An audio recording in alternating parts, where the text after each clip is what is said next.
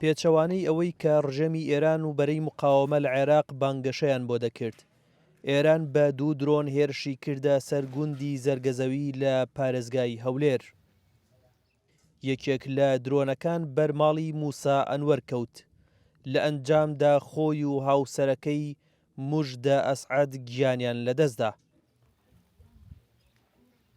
2 منداڵەکەی کە لە ژوورێکی دیکە بوون ڕزگار کران.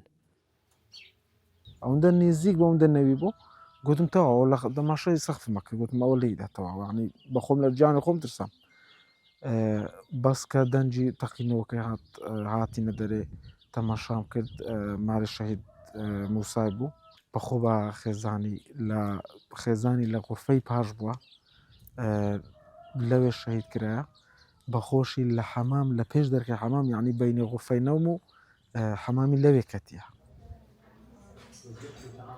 ئەوە بەخۆی دووەمی شەهیدە لەو عایلەی دەکە چارەمی شەهیدە لە یەک بەرەبابی چارەمی شەهیدە بەس لەو ماوەیە کە لە شەڕی دەحشوو ئەتا ئێستا. پاش بە خاکسپاردنیان دانیشتوانی گوندەکە بەشێکی دیکە لە لاشەی هەردوو هاوسەرەکەیان لەژێر داروپەردووی خانووەکەدا دەرهێنا و لە گۆڕێکی جیادا بە خاک سپێردرا. قۆری ئافرەتەکەیە لێرە و کەڕا بە کاملی لەگەر ئاسەوارەکانی وەکو پەراس و کەلەی سەر و ئەوانە علاقەکەمان پڕ کرد و بەزیا شوشتمانەوە و شاردمانەوە.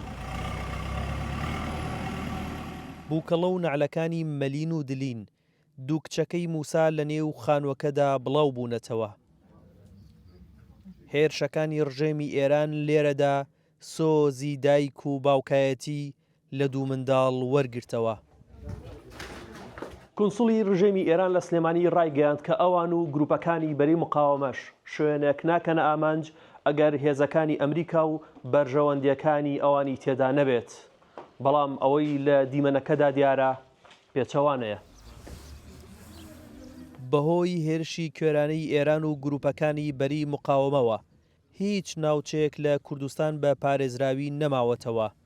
دانیشتوانی گوندەکە جەخت لەوە دەکەنەوە کە ناوچەکەیان هێزی سەربازی و بیانی تێدا نییە بە ئامانجگرتنەکەی تاوانی جەنگە و دەبێت سنوورێکی بۆ دابنرێ. بە خودای ئێرە سەربازگە لێ نە بارەگاچیدا لێ نە ڕەبتی بە ئەمریکا و ئیسرائیل و وڵاتانی تر تەنها فقط خەرکەچی کاسبی گوندنشین و خەرکی فەلاحەتی و کەسابەتی وەزیفە و هەرێکە بۆ شتێکی مژوڵە بەڵام جارە قەدەر و شانسیوانە هەبووە. لە سەرەتای جەنگەوە تا ئێستا زیاتر لە 650 درۆن و موشک ئاراستەی هەرێمی کوردستان کراوە. لە ئەنجامدا 16 کەس گیانی لەدەستداوە. سەرۆکی هەرێمی کوردستان ڕایگەیاند هێرشەکان قوبوڵکراو نییە و بە تەواوی ڕەتکراون. سەرۆکی هەرێمی کوردستانیش بە تاوانی جەنگ پێناسەی کرد. هونەر ئەحمەد دەنگی ئەمریکا هەولێر.